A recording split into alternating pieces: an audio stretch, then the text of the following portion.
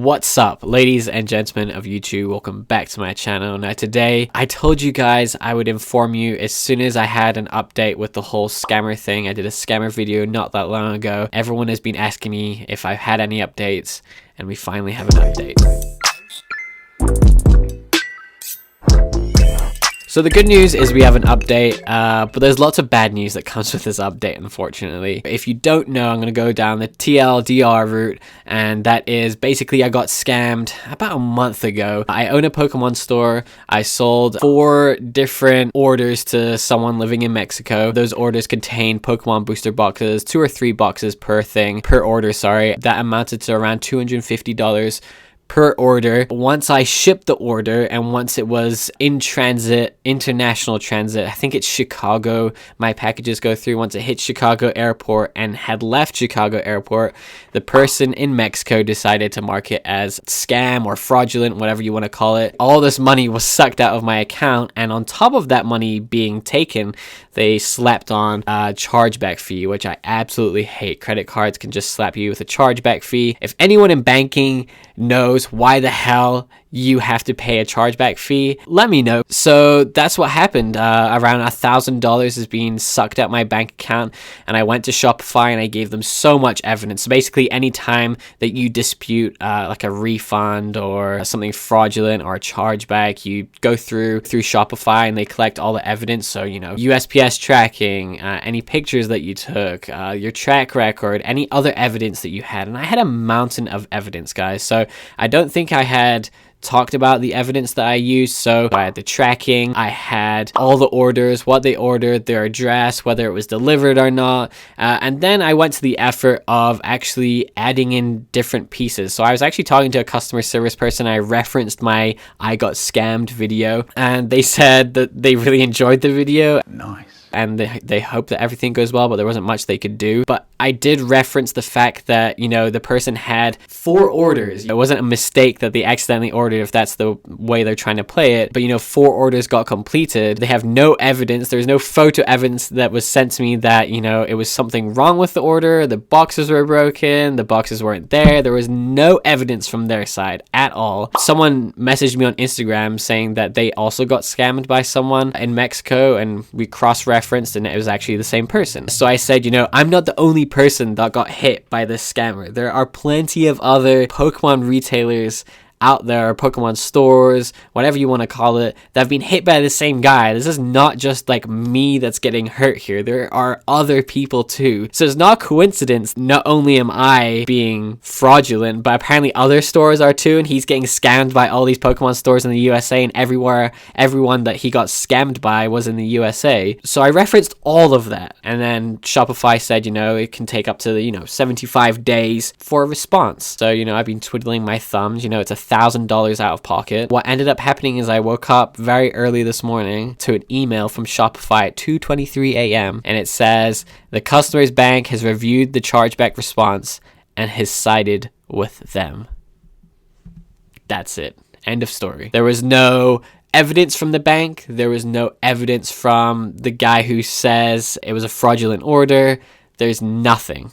Absolutely nothing. Not only am I out of $250 from just items that I sent, plus the shipping, I've lost the items, then I have to pay on top of that the shipping that it costs, which is about $50. Then I have to pay a chargeback fee on top of that. So I've been really screwed, and so obviously I sent back 4 lots of evidence, and each time I was like, this guy is like, he's a scammer. Like, I'm collecting more and more evidence, and every time I had to send a chargeback summary for evidence, I did all of that, and now this is the first response I've had, and I don't see anything else changing in the other 3 orders. I've basically lost somehow, and I can't believe it. I've lost this case, and I have no idea how I could possibly lose it. I provided all the evidence in the world that I sent what I sent, plus USPS tracking and everything else. There is nothing else anyone in the world, even Amazon, couldn't prove more than that what I proved, and I still lost. And you know, it hurts because not only is it $1,000, but now I can't trust that country.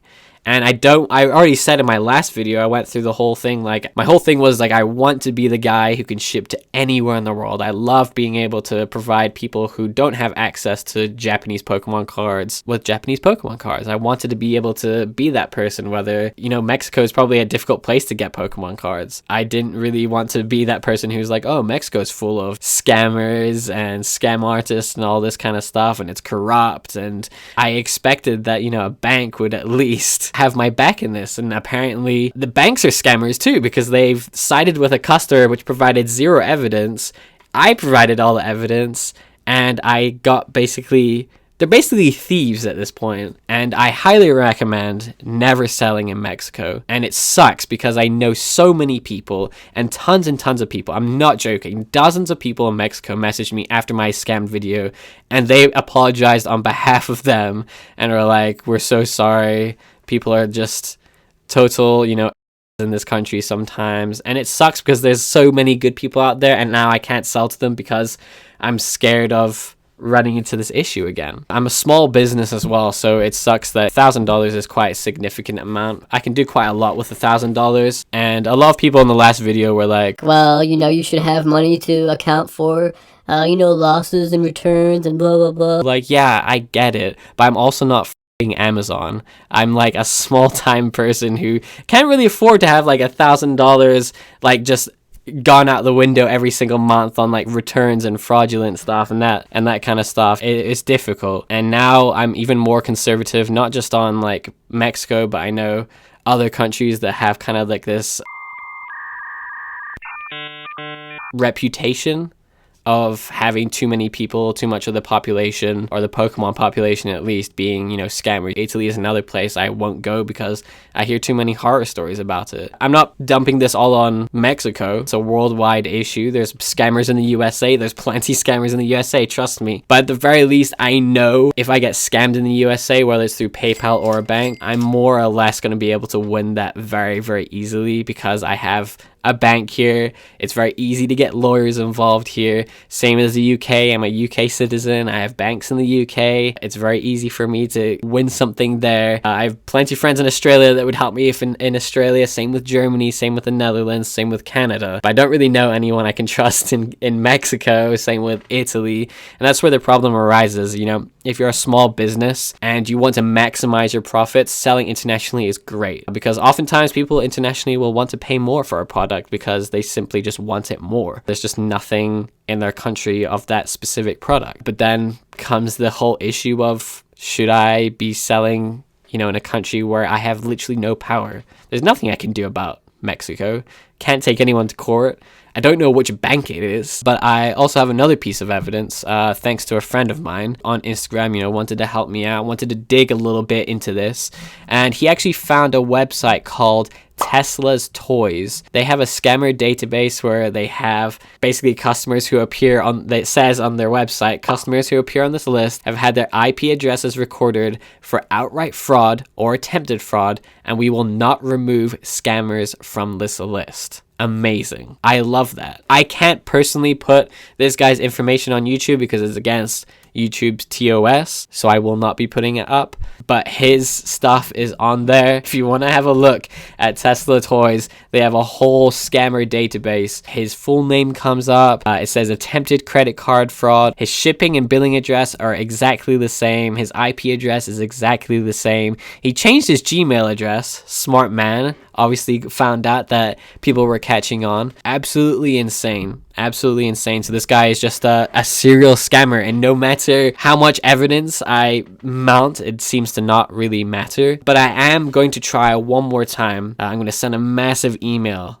to Shopify and be like, I know this person's bank was against me, but I can literally give you a mountain of evidence to support my claim, and they can give you nothing. The bank will give you nothing.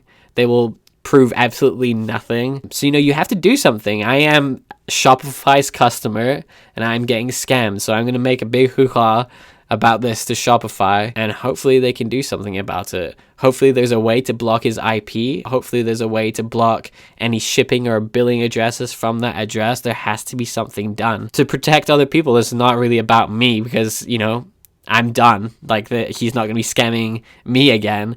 It's for a lot of other people, you know. There was other Instagram accounts and other businesses that were hit by him. You know, as a community, we need to provide as much information about scammers as possible to kind of weed them out. So that's my update for now. It does suck. I suspect the other, you know, $750 will not be returned. You know, it was about a week each that it took, a week longer each time when he said it was a fraud. So the first order was called fraud, then the second order was called fraud, then the third, you know, as soon as it left the USA, it was called fraud. So that's my update for now. Anyone aspiring to, or it doesn't have to be Pokemon related, of course, this is just business in general. When you're a small business owner and you don't want these losses, you need to be careful and be very selective which countries you choose. Which countries do you have power in? And that's all the advice I can give you. So thank you so much for watching. It's been a stressful time, although I really believed that I was going to win this, but the amount of evidence that I have, really did think I was going to be able to somehow win this. And I guess scammers are smart, I guess, and somehow win. Take care, guys, especially if you're doing business, whether it's buying or selling. I wouldn't be surprised if this guy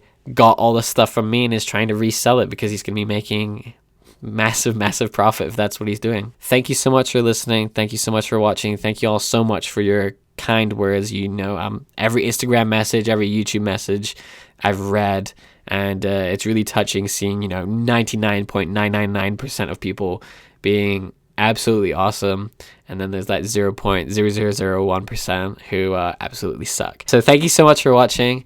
I really do appreciate it. Take care. Thank you.